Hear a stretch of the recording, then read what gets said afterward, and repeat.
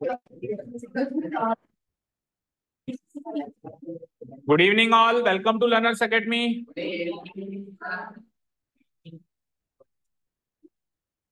ये ऐसे कैसे गेट बंद करके आए हो? मजदूरी पूरी नहीं मिलती क्या तुमको? आधा अधूरा काम क्यों करते हो? एक्सरसाइज नंबर 10.4 कल हमने स्टार्ट करी थी और केवल एक ही क्वेश्चन किया था, पर वो एक ही 10 के बराबर था। ठीक है, ठीक है, तो वो तो हो गया और होपफुली सबको समझ में आ गया होगा। बोलो, आ गया? इशिका आ गया समझ में? फर्स्ट क्वेश्चन दो अप्रोच से हमने किया था। आप एग्जाम में किसी भी, मेरे पास किसी भी अप्रोच से सॉल्व कर देना, आपको मार्क्स दे देंगे। स्कूल में कौन सी अप्रोच से करना है वो आपके स्कूल टीचर से कंसल्ट करेंगे।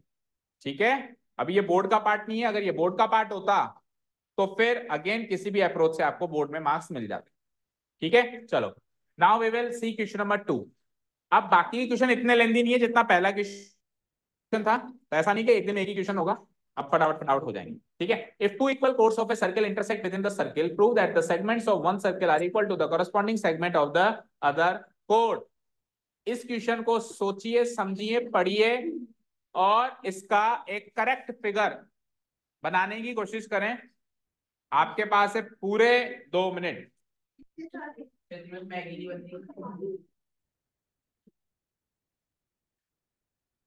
आगे आ जरा,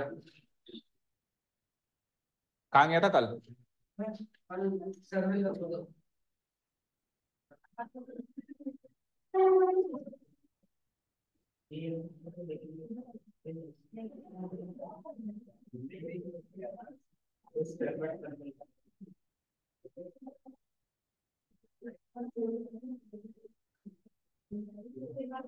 आवाज नहीं, अपना अपना करो।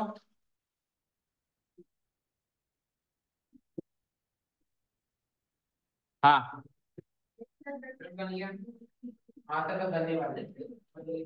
केवल सर्किल ही बना है, बस सर्किल ही है उस क्वेश्चन में और कुछ नहीं है।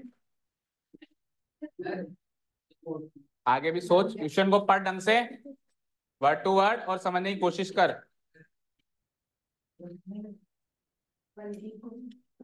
तो अरे दिखाओ।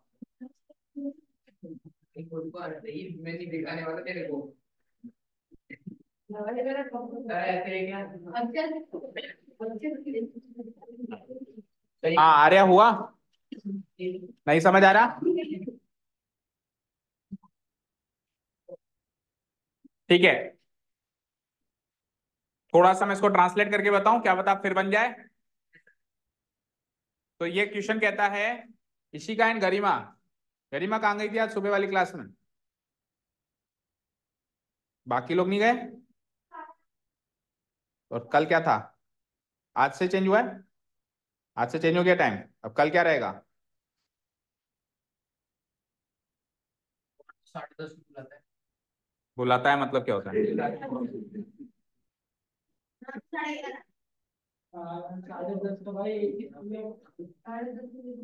तेरा सिर में दर्द था ना कल तेरे को, तो चुप करके बैठ। पढ़ते हैं इस क्वेश्चन को, इधर देखो। If two equal chords of a circle, एक सर्किल है जिसके अंदर दो कोर्स बनाने, और वो दोनों कोर्स बराबर लेंथ के होने चाहिए पहले तो। ठीक है, अब आप एक सर्किल में दो कोर्स बना रहे हो बराबर लेंथ के, तो कई तरीके से बना सकते हो। जैसे किसी ने इधर और इधर बनाया, अभी भी ये दोनों बराबर हैं। किसी ने ऐसे और ऐसे बना दिया, अभी भी ये दोनों बराबर। बहुत सारे तरीके हैं बराबर कोर्स बनाने के, पर उसने क्या शर्त रखी कि वो बराबर कोर्स इंटरसेक्ट करने चाहिए। क्या करने चाहिए? तो अब अगर वो इंटरसेक्ट करेंगे तो वो तीन जगह इंटरसेक्ट कर सकते हैं। इंटरसेक्ट मतलब टकराना, भिड़ जाना। हाँ, दो कोड आपस में टकराएंगी, लेकिन जब दो कोड्स को मैं आपस में टकरा उनके उनको मैं इंटरसेक्ट करवाना चाहता हूं, तो मैं तीन जगह पे उनका इंटरसेक्शन करा सकता हूं। सर्किल के अंदर, सर्किल के बाहर, सर्किल के ऊपर। ठीक है, करके बताऊं तीनों तरीके से। देखो, ये दो कोड्स हैं, इंटरसेक्ट नहीं कर रही है, करेंगी तो कहां करेंगी? बाहर करेंगी, भिड़ेंगी यहाँ पे, तो ये तो हो गया एक्सटर्नल इंटरसेक्शन। ठीक है, व्हेन एक्सटेंडेड। ठीक है, किसी ने कहा सर्किल के ऊपर इंटरसेक्ट कराओ, तो ये लो साहब सर्किल के ऊपर इंटरसेक्ट, दोनों बराबर हैं, देखो लंबाई में दोनों बराबर हैं और कहां भिड़ रही है, एग्जैक्टली सर्किल के ऊपर भिड़ रही है। और एक तीसरा तरीका क्या हो सकता है, सर्किल के अंदर, अभी भी देखो दोनों बराबर हैं लेकिन इंटरसेक्टिंग पॉइंट कहां लाया करता है, सर्किल के अंदर। तो मुझे तीसरा वाला केस लेना है, सर्किल के बाहर वाला केस नहीं लेना, सर्किल के ऊपर वाला केस नहीं लेना, सर्किल के अंदर विद इन द सर्किल वाला केस मुझे लेना है। हो जाएगा। अब यहां तक का तो समझ में आ गया होगा आप, भाई दो कोर्स बनानी है, बराबर बनानी है, सर्किल के अंदर उनको इंटरसेक्ट करवाना है।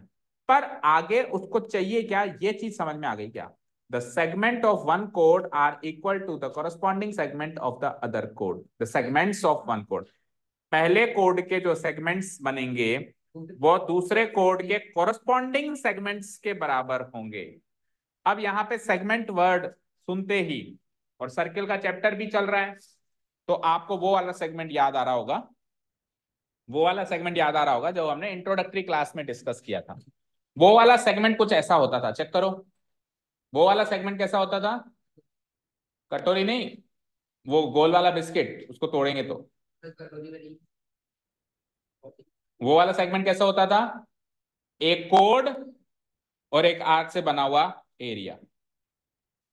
ठीक है, ये पोर्शन होता था सेगमेंट, बोलो ये पोर्शन होता था, ये माइनर सेगमेंट और ऊपर वाला मेजर सेगमेंट। पर ये सेगमेंट जो है ये किसका सेगमेंट है, सर्किल का। किसका, ठीक है। सबसे पहले तो सेगमेंट का मतलब क्या होता है वो बताओ। सेगमेंट का मतलब होता है पार्ट या हिस्सा, पार्ट या फिर, तो ये पार्ट या ये हिस्सा जो टूट के अलग हो गया, ये किसका था, पहले किसका था, सर्किल का था ना, किसका था, सर्किल का।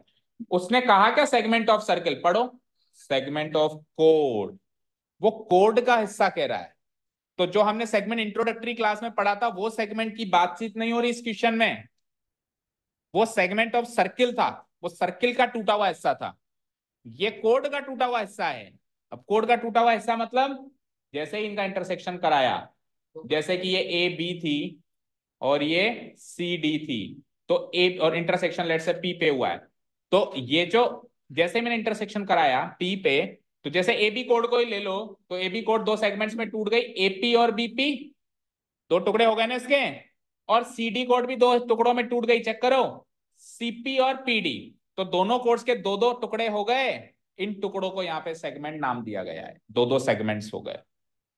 बस ये समझ में आ गया, तो फिर अब समझ में आ गया होगा आप कि आपको करना क्या है, आपको प्रूव करना है कि इसका पहला सेगमेंट उसके पहले सेगमेंट के बराबर होगा लेंथ में, और इसका दूसरा सेगमेंट उसके दूसरे सेगमेंट के, कॉरस्पॉन्डिंग वर्ड लिखा हुआ है, कॉरस्पॉन्डिंग मतलब छोटा सेगमेंट छोटे सेगमेंट के बराबर और बड़ा सेगमेंट बड़े सेगमेंट के बराबर। जैसे कि कोड एबी का छोटा सेगमेंट क्या है, एपी, और कोड सीडी का छोटा सेगमेंट क्या है, सीपी। तो एक तो आपको ये प्रूव करना है कि एपी बराबर क्या होगा, सीपी। अब कोड एबी का बड़ा सेगमेंट क्या है, बीपी, और कोड सीडी का बड़ा सेगमेंट क्या है, सीपी। दूसरा आपको ये प्रूव करना है कि बीपी बराबर सीपी।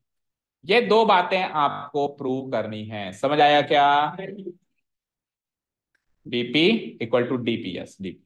ठीक है, ये दो बातें हैं जो आपको इसमें प्रूव करनी है। तो फिगर बनने के बाद भी प्रूव क्या करना है यही समझ में नहीं आता कई बार, तो इस क्वेश्चन को पढ़ने के बाद, क्योंकि सेगमेंट वर्ड दिखते ही उस सेगमेंट पे नजर जाती है जो सर ने इंट्रोडक्टरी क्लास में पढ़ाया था। वैसे सेगमेंट वही होता है सर्कल के रेफरेंस में, लेकिन यहाँ पे उस सेगमेंट की बात नहीं हो रही, ये कोड का सेगमेंट है, वो सर्किल का सेगमेंट होता था।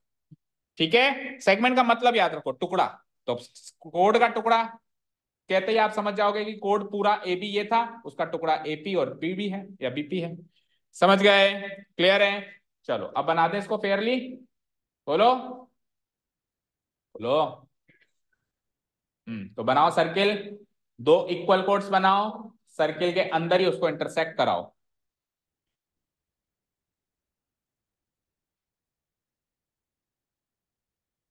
ठीक है, ये हो गई सर्किल, मैं दो इक्वल कोड्स बना रहा हूं।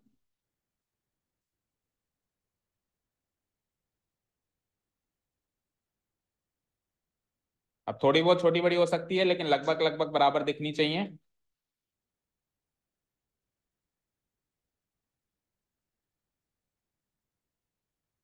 ठीक है, सो लेट्स से ये दो इक्वल कोड्स बना दी मैंने जो सर्किल के अंदर इंटरसेक्ट कर रही हैं, एक का नाम ए बी रख देते हैं और एक का नाम सी डी रख देते हैं, और इंटरसेक्टिंग पॉइंट पी रख देते हैं। पी, देखो एम फॉर मिड पॉइंट, ठीक है ना, कुछ कुछ पॉइंट्स, कुछ कुछ O4 तो ओरिजिन नहीं सेंटर होता है, यहाँ पे तो सर्कल के केस में सेंटर होता है। P4 वैसे परपेंडिकुलर होता है, foot of the perpendicular, but जहां कुछ नहीं मिलता तो इंटरसेक्टिंग पॉइंट P रखते हैं। बाकी अपनी मर्जी है, कुछ भी रख देना, कोई रोकेगा थोड़ी ना, ये कुछ स्टैंडर्ड डेफिनेशन है बस। हाँ सी नहीं सॉरी, O। ठीक है, O सेंटर इज O। तो सेंटर अंदाजे से यहीं पे होगा, तेरे सिर पे रखूं फिर, कहाँ होगा बता, मेरी तरफ, थोड़ा LHS में, थोड़ा लेफ्ट हैंड साइड, अभी ठीक है, थोड़ा नीचे करूं, फोटो लगवा रहा है खुद की दीवार पे, थोड़ा दाएं थोड़ा बाएं, ठीक है अभी। ओ मैं पहले बता देता है बात, ठीक है, तो अभी तो इसी से काम चला लें, सारी समस्या ऐसी कोई है। अच्छा चलो अब सुनो, बात करें कुछ पहले given points and to prove लिख देते हैं। तो गिवन पॉइंट है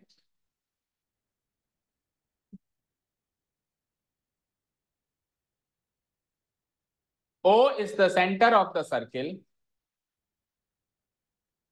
O is the center of the circle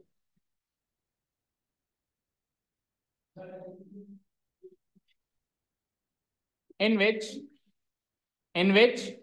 O ऐसे सर्कल का सेंटर है जिसमें जिसमें दो इक्वल कोड्स, जिसमें दो कोड्स ए बी और सी डी जो इक्वल हैं P पे टकराते हैं, ठीक है ना।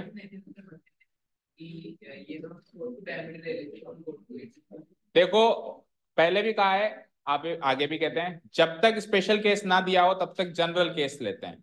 तो कोड का डायमीटर लेना, डायमीटर ही कोड थोड़ा ना होती है, डायमीटर तो स्पेशल टाइप ऑफ कोड होती है।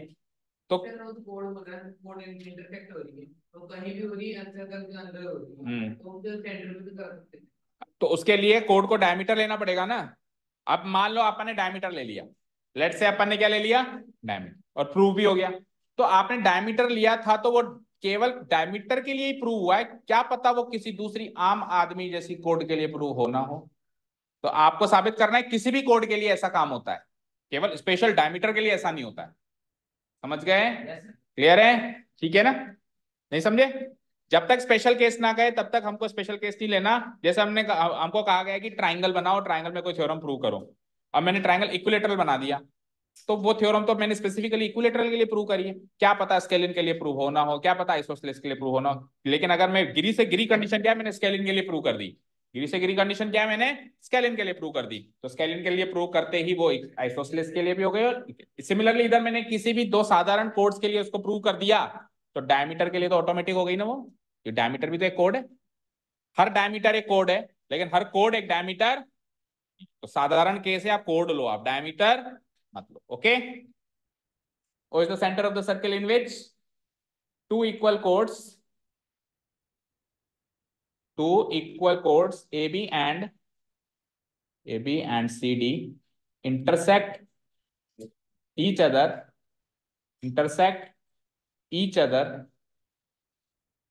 at the point P, at the point P। और पॉइंट P कहां लाया करता है, पॉइंट P कहां लाया करता है, इंटरसेक्टिंग पॉइंट कहां लाया करता है, इंटरसेक्टिंग पॉइंट तो है, वो लाया कहां करता है, विद इन द सर्किल।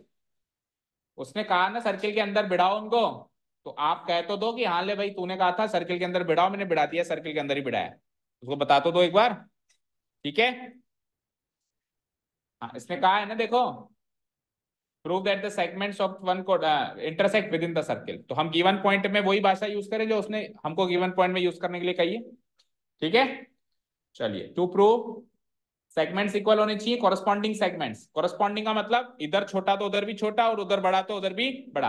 आप ऐसे नहीं कर सकते, देखो इधर इस तरह देखो, डीपी का बड़ा बराबर है एपी के, अरे डीपी का कंपैरिजन एपी से कर ही क्यों रहा है, तो डीपी का कंपैरिजन बीपी से कर, और तू एपी का कंपैरिजन किससे कर, सीपी से कर, ठीक है ना, समझ गए ना, नहीं समझे।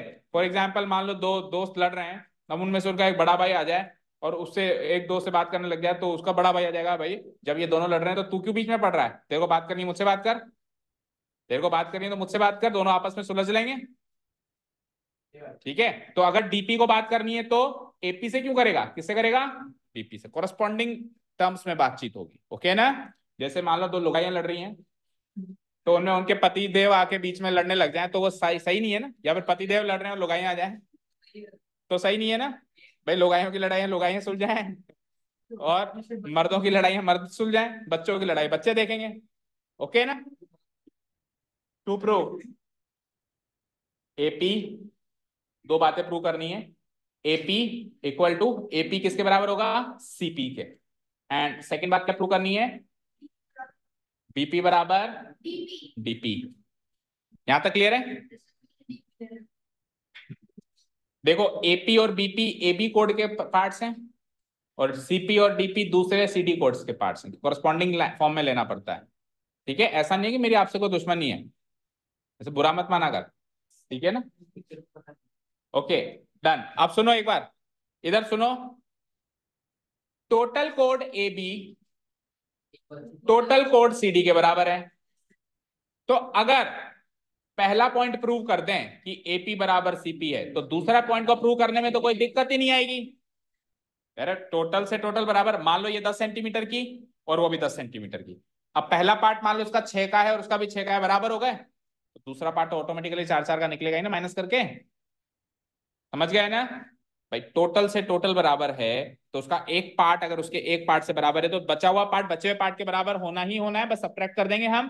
यानी कि क्वेश्चन नंबर 2 में तो सर दिक्कत नहीं आएगी, बस फर्स्ट प्रूव कर दो कैसे भी, मतलब ना दोनों में से कोई भी एक प्रूव कर दो, या तो इधर वाला प्रूव कर दो वो प्रूव हो जाएगा उससे, या फिर इधर वाला प्रूव कर दो वो प्रूव हो जाएगा उससे, कोई भी एक पार्ट प्रूव कर दे तो काम बन जाएगा। समझ गए, सीधा बैठ ले। हाँ आपको कह रहा हूँ हाथ हटा पीछे से, मतलब तेरे को एक बेंच आगे चाहिए और एक बेंच पीछे चाहिए बैठने के लिए।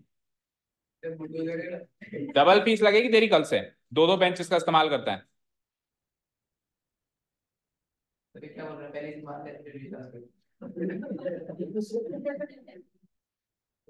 डिटर्जेंट यूज करने आए हैं। चलो हाँ जी बताएं, अब आपका समय समाप्त स्टार्ट होता है, सॉरी। बताओ कैसे प्रूव करूं एपी बराबर सीपी, लगाएं दिमाग अपना अपना। एपी बराबर, हाँ हाँ देखो ना,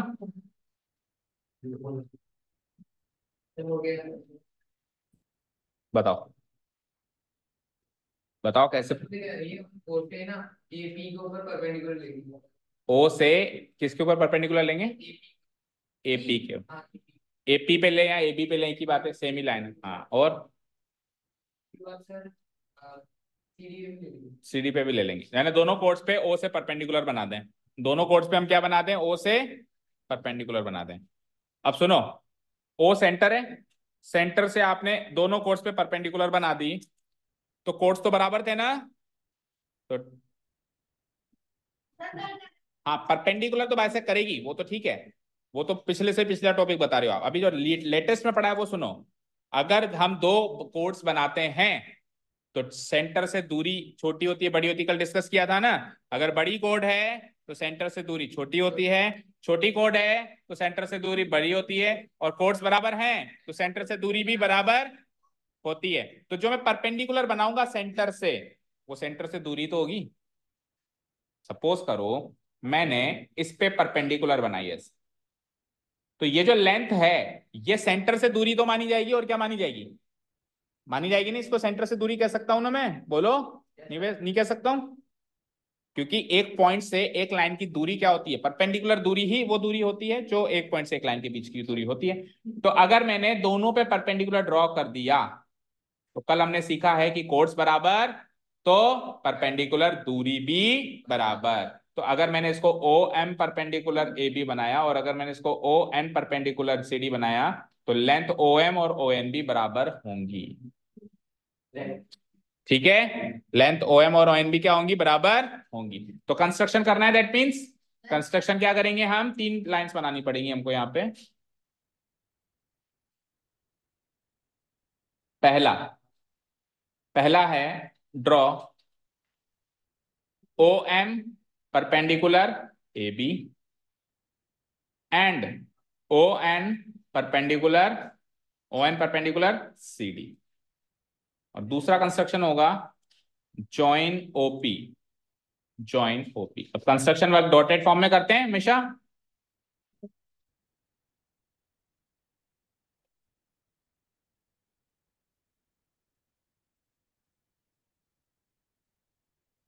ठीक है, डॉटेड फॉर्म में करना कंस्ट्रक्शन वर्क, और ओ को भी पी से ज्वाइन करना है।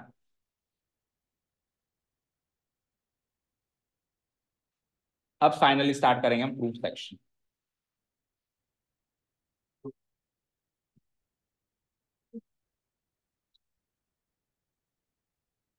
हो गया, बोलो आर्या, बताओ बताओ बताओ क्या हो रहा है। डायरेक्ट हो रहा है, बिना कंस्ट्रक्शन के हो जाएगा क्या? नहीं, अगर कोई है प्रोसेस तो बताओ, जो भी माइंड में आ रहा है। चलो आगे देखो सब लोग। चलो कंस्ट्रक्शन मैंने कर दिया है। अब जैसे मैंने कंस्ट्रक्शन किया, तो यहाँ पे दो छोटू ट्राइंगल दिख रहे हैं सबको। एक ट्राइंगल है O M P, left side वाला। एक ट्राइंगल है O M P, O N P दिख रहे हैं, पंख की तरह दो ट्राइंगल। चिड़िया के दो पंख होते हैं, जैसे प्लेन के दो पंख। ये एक ट्राइंगल, और ये दूसरा ट्राइंगल। ठीक है, अब इन दोनों ट्राइंगल को मैं कॉन्ग्रुएंट करूंगा।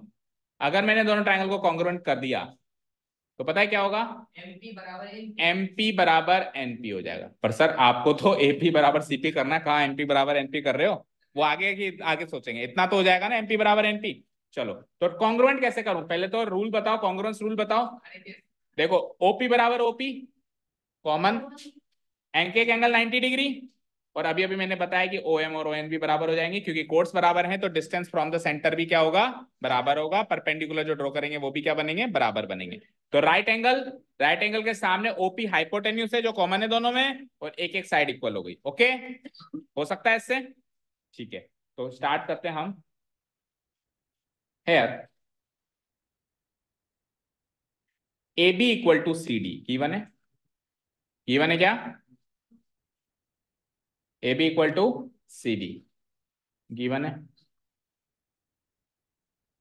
ऑल्सो साथ में ए बी के परपेंडिकुलर आपने बना दिया ओ एम को,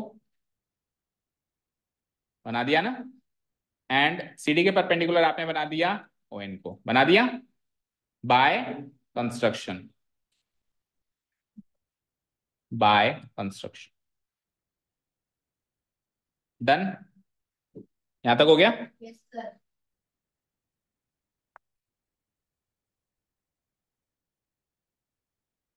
यहां तक समझ आया? बोलो, सबको समझ आया पीछे से? संयम क्या चुप बैठा है? संयम बना के बैठा है। क्या बोल रहा है? सही में हो रहा है? तेरे को पता है बड़ा? मुझे पता है क्या? तुम बोल ले। किसको बोला इसने? किसको बोला? मुझे। वो तो मना कर रहा है। चलो इधर ध्यान दो, देखो इधर ध्यान दो। ए बी और सी डी इक्वल है, ये दोनों कोड्स इक्वल हैं, ये दोनों कोड्स हैं, इक्वल हैं। इस कोड का परपेंडिकुलर ये है, इस कोड का परपेंडिकुलर ये है, और दोनों परपेंडिकुलर सेंटर्स हैं। ओ ओ ओ सेंटर होता है किसी भी सर्किल का। तो रूल पढ़ा था कल हमने, अगर कोड्स बराबर हैं तो उनके सेंटर से बने हुए परपेंडिकुलर भी बराबर होंगे।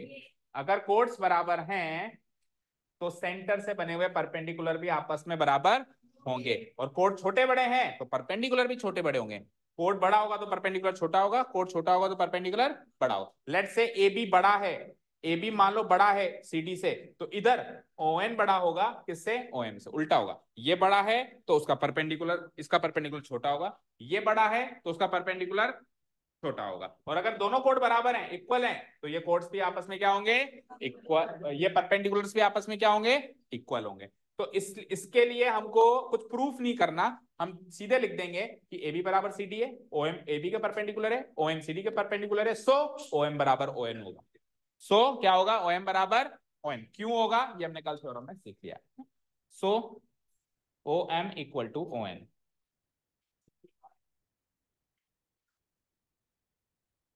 ठीक है, OM equal to ON।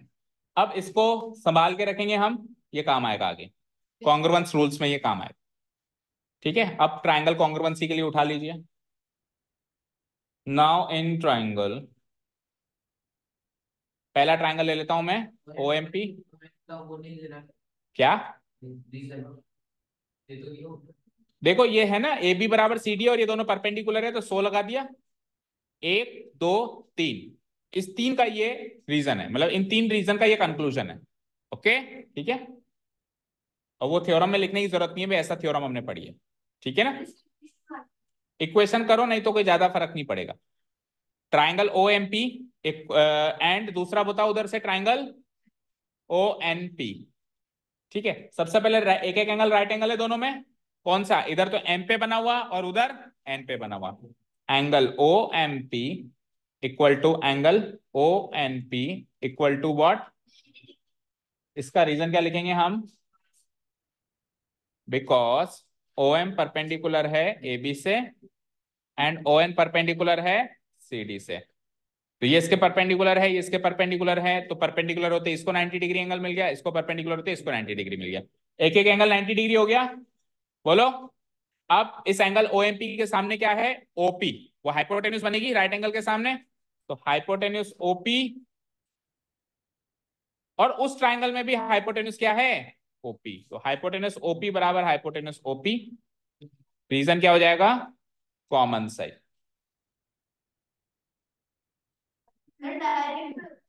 Hypotenuse OP, हाँ OP भी लिखो। देखो RHS कॉन्ग्रुएंस रूल में हाइपोटेन्यूस का बराबर होना जरूरी होता है, तीन साइड्स में से एक हाइपोटेन्यूस बराबर जरूरी होती है और बची हुई दो साइड में कोई भी एक साइड, तो हाइपोटेन्यूस के आगे मेंशन करना है कि ये वो हाइपोटेन्यूस है जो बराबर है। ठीक है, कॉमन साइड, और एक एक साइड और इक्वल है, कौन सी वाली, OM बराबर ON, जो ऊपर से हमने यूज करी, प्रूव्ड अबव लिख देंगे इसको, OM बराबर ON proved above.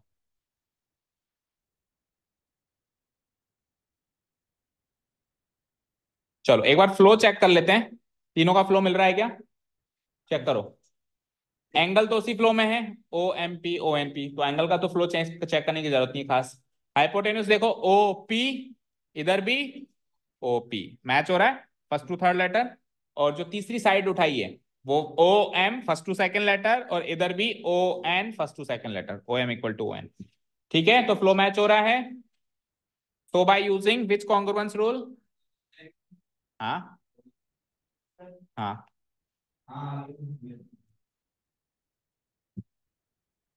By using which congruence rule,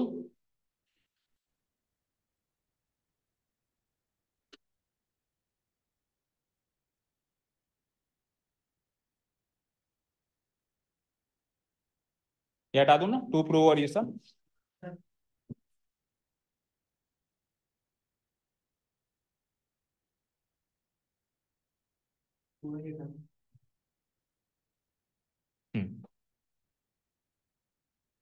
So by using RHS congruence rule,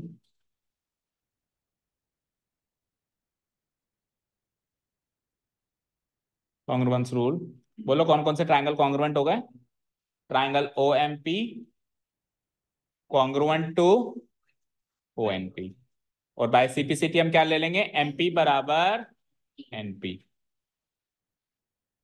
MP equal to NP bye,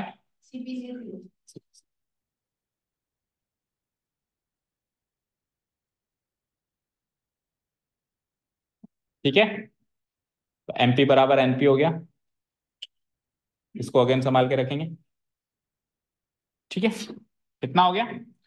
अब चलते हैं मुद्दे पे, हमको क्या करना था, हमको करना था AP बराबर CP, ये पहला टास्क था, और ये टास्क हो जाएगा तो फिर बचा हुआ टास्क तो हो ही जाएगा, ये हमने डिसाइड किया था।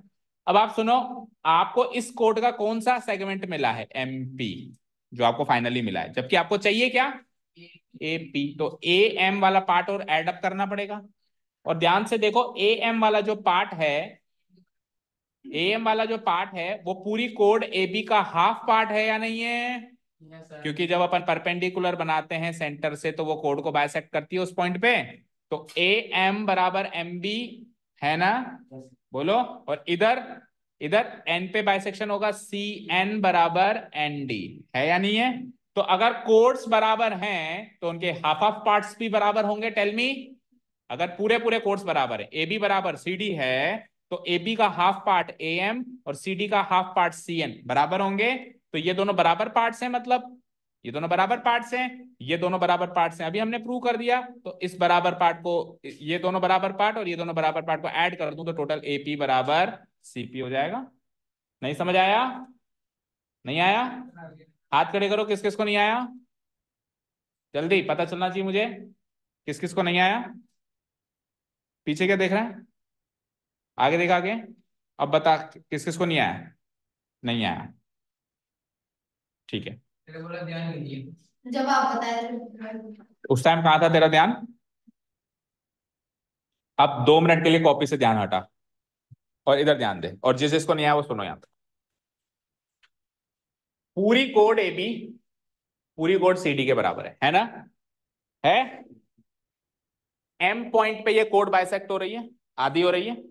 कैसे? थ्योरम नंबर पहली पहली थ्योरम जो हमने पढ़ी थी कि सेंटर से जब अपन परपेंडिकुलर बनाते हैं तो जहां पे भिड़ंत होती है उस पॉइंट पे कोड बाइसेक्ट हो जाती है। सीखा था? सीखा था कि नहीं सीखा था? बताओ। The perpendicular drawn from the centre of a circle to any कोड बाइसेक्ट्स द ओके। तो यानी कि AM जो है पूरी AB का हाफ है, उधर से आओ। CN जो है पूरी CD का हाफ है ना? अब पूरी कोड AB पूरी कोड CD के बराबर है, देखो। तो इनके हाफ हाफ पार्ट भी बराबर होंगे। तो इसका हाफ पार्ट AM, उसका हाफ पार्ट CN। तो यानी AM की लंबाई CN की लंबाई के बराबर होगी। बोल, इसको पकड़। AM की लंबाई CN की लंबाई के बराबर होगी।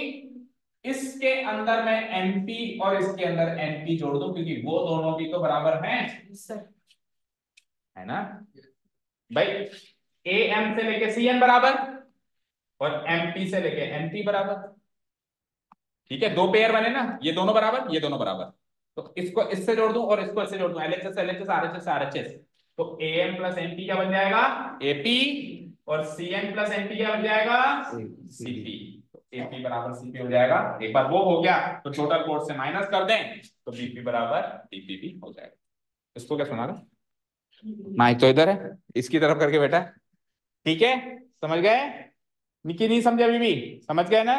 तो अब अपन सबसे पहले कॉन्सेप्ट अप्लाई करेंगे कि पूरी कोड बराबर है तो अधूरी कोड भी बराबर, मतलब अधूरा पार्ट भी उसका बराबर होगा। AM बराबर क्या हो जाएगा? CN हो जाएगा। ठीक है, चलते हैं उसके बारे में लिखते हैं। Now now since since OM is perpendicular to AB and, इसको इक्वेशन 1 मार्क कर देना, कहना भूल गया मैं। MP बराबर NP, ये एज एन इक्वेशन सर्व करेगी, आगे काम आएंगे। इक्वेशन 1 जगह नहीं थी इसलिए ऐसे लिखा है मैंने। OM perpendicular AB and what? ON perpendicular CD। Okay, OM perpendicular AB और ON परपेंडिकुलर CD है, इसीलिए इसीलिए AM जो होगी, इसलिए क्या होगी? AM जो होगी वो AB का हाफ होगा, 1/2 पार्ट ऑफ AB। क्योंकि कल भी पूछा था तूने, रोज एक एक चीज नहीं बताऊंगा मैं, तो लिख लेना।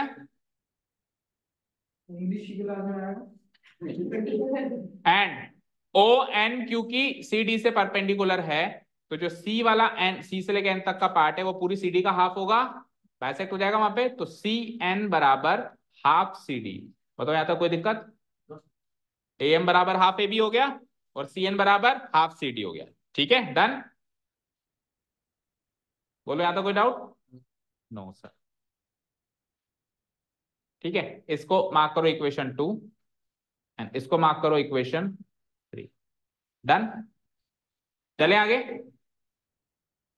अब वापस सबसे पहली चीज उठाते हैं अपन, क्या? कि AB बराबर CD। क्या? कि AB बराबर CD। नाउ AB बराबर CD गिवन है, बोलो। AB equal to CD।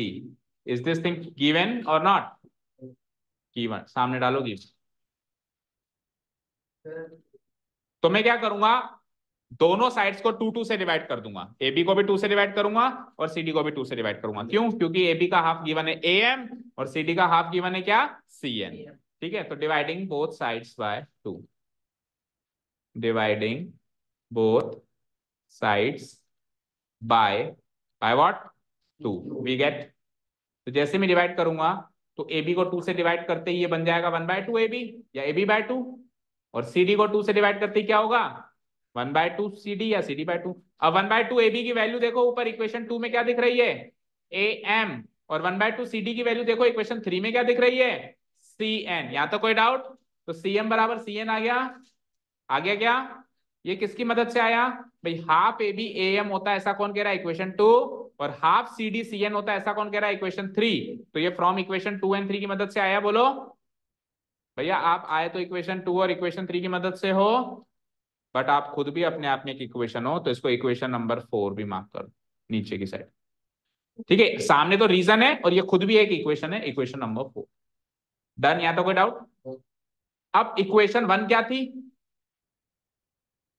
बोलो, और इक्वेशन 4 क्या है? इन दोनों इक्वेशंस को जोड़ दूं तो हो गया पहला क्वेश्चन सॉल्व, बोलो हो जाएगा ना, बोलो नक्षत्र।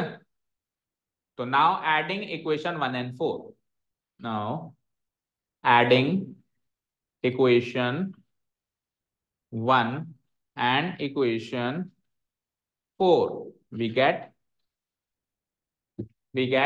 तो जोड़ते कैसे हैं बेटा, एलएचएस से एलएचएस और आरएचएस से RHS। अब देखो इधर स्क्रीन पे देखो, मैं लिखने में तो ऐसे भी लिख सकता हूं कि एमपी प्लस एएम लिख सकता हूं, लेकिन मैं एमपी प्लस एएम ना लिख के एएम प्लस एमपी लिखूंगा। क्यों? क्योंकि टूट का रहा है वो एम पे। तो देखो A M plus M P बराबर ए बी, ऐसे अच्छे समझ आएगा। और अगर मैं M P plus A M लिखूंगा तो समझ में तो वैसे भी आ रहा है, लेकिन थोड़ी दिक्कत आ सकती है। मतलब जो कॉमन पॉइंट है उसको सेंटर मतलब बीच में लेंगे, ए एम, फिर एम से स्टार्ट करेंगे, एम पी मिला के क्या हो जाएगा, ए बी। तो M P plus A M ना लिख के क्या लिख देंगे हम, ए एम, मतलब पहले इसका एलएचएस ले लो, कोई फर्क नहीं पड़ता, एडी तो करना है, और फिर बाद में उसका एलएचएस ले लो एमपी का। आरएचएस भी ऐसे ही ऐड करो, पहले इसका आरएचएस ले लो सी एन और बाद में उसका आरएचएस ले लो एनपी। अब आप फिगर में चेक करो, ए एम और एम पी मिलके ए एम और एम पी मिलके एपी बन गए, तो एलएचएस तो बन गया मेरा एपी, और आरएचएस देखो C N plus N P मिलके सीपी बन गए, बोलो सीपी। अब ये प्रूव्ड भी हो गया। चलो एक बार लिख दो हेंस प्रूव, एम एपी बराबर सीपी, यही प्रूव करना था, पहला क्वेश्चन तो प्रूव हो गया, हेंस प्रूव्ड। ठीक है, अब सेकंड क्वेश्चन देखो इसका, ऊपर से डिलीट कर रहा हूं।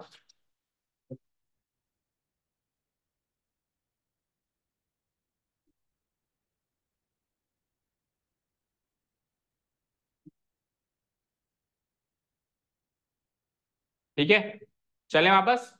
अब दूसरा क्वेश्चन प्रूव करने में ज्यादा दिक्कत नहीं आएगी, बस 2 इक्वेशन बनाओ और माइनस करो, तीसरी इक्वेशन बन जाएगी। ठीक है, नाउ वी हैव, दूसरा क्वेश्चन प्रूव करने के लिए अपन 2 इक्वेशंस लिख रहे हैं। नाउ वी हैव, पहली इक्वेशन फिर से मैं वही लिख रहा हूं, ए बी बराबर सी डी, ए बी बराबर सी डी गिवन है ये, बोलो बोलो। yes, और दूसरी इक्वेशन में लिख रहा हूं अभी हाल ही में जो आपने प्रूव करी है, एपी बराबर सीपी, इसके लिए क्या लिख देंगे, प्रूव्ड अबव, प्रूव्ड अबव। भाई पूरे से पूरा बराबर और एक एक पार्ट बराबर, तो बचा हुआ पार्ट भी बराबर, ए बी बराबर सी डी। इसको मार्क करो, अगली इक्वेशन कौन सी बनेगी, 5 बनेगी, और इसको मार्क करो, अगली इक्वेशन कौन सी बनेगी, 6। तो बाद में ही लिखनी है सर, पहले बराबर सीट करा के इक्वेशन 5 लिखा, फिर गिवन कहाँ लिखूंगा सर, आप बोल जगह नहीं, जगह तो इतनी बिल्कुल कंजस्टेड क्यों लिखता है, एक लाइन तो छोड़ा कर, इतनी कंजूसी करता है क्यों है, अरे सर खाने में तो नहीं करता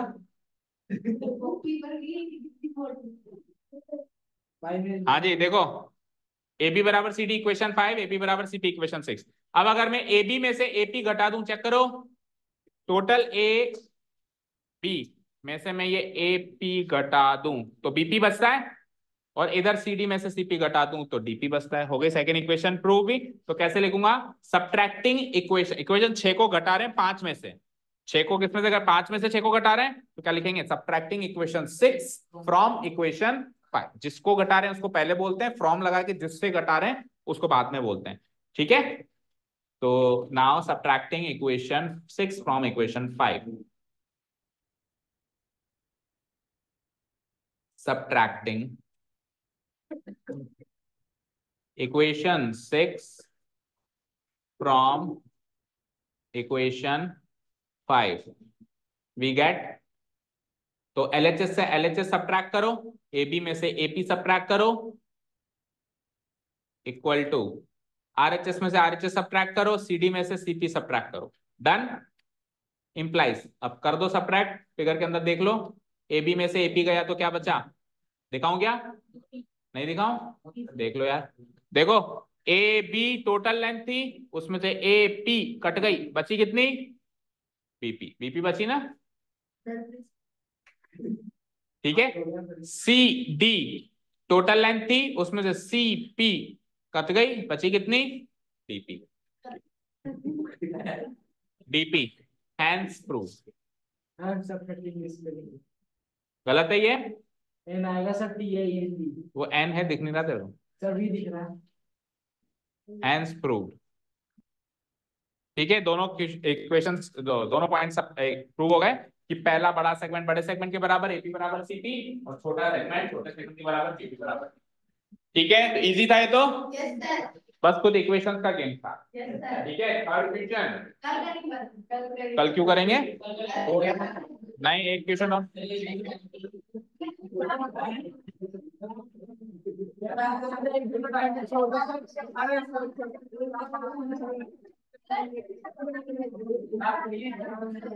चलो सुनो, होमवर्क, होमवर्क दे रहा हूँ, होमवर्क दे रहा हूँ, सुन तो लो। 2 मिनट का है तो फिर अगला होमवर्क ले लो।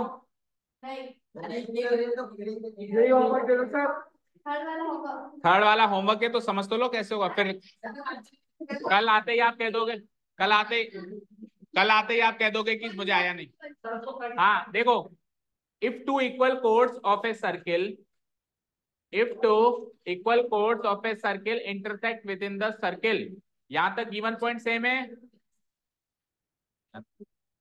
prove that the line joining the point of intersection to the center, जो पॉइंट ऑफ इंटरसेक्शन बना था P, जो पॉइंट ऑफ इंटरसेक्शन क्या बना था P, P पे इंटरसेक्ट करवाया था अपन ने, एक ऐसी लाइन बनानी है जो सेंटर से पॉइंट ऑफ इंटरसेक्शन ज्वाइन करे, यानी कि ओपी, द लाइन ज्वाइनिंग किस किस को ज्वाइन कर रही है, point of intersection, point of intersection है पी, किससे ज्वाइन कर रही है, सेंटर, सेंटर क्या है ओ, तो लाइन क्या बनेगी ओपी। ये जो ओपी है ये दोनों कोड से बराबर एंगल बनाती है, यानी ओपी जो है इस कोड से कुछ एंगल बना रही होगी, और ओपी जो है उस कोड से भी कुछ एंगल बना रही होगी, तो वो एंगल बराबर बनेगा, ऐसा हमको प्रूव करना है।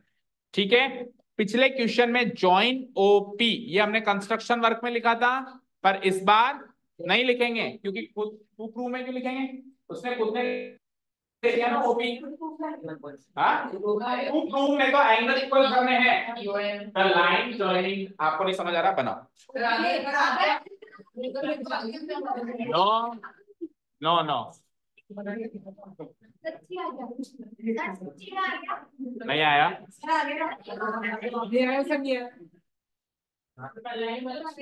नहीं आया, जल्दी से फिगर बनाइए,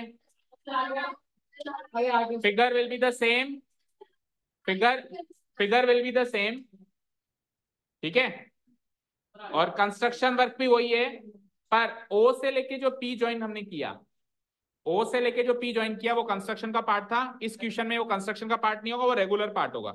ठीक है, कंस्ट्रक्शन पार्ट बस वही होगा कि O M perpendicular A B और O M perpendicular C D. ठीक है, हाँ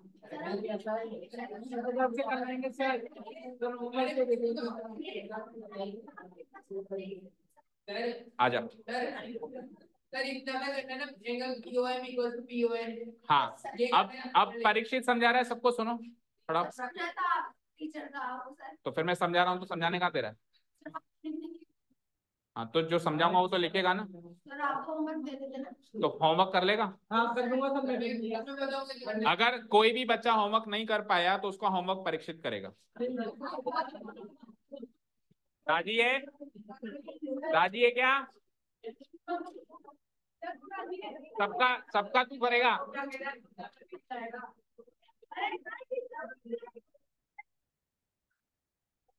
क्या क्या? अब गए सब। हाँ अगर किसी को भी नहीं आया तो उसका होमवर्क ये करेगा। Okay, thank you so much for listening to us, have a nice day, keep learning.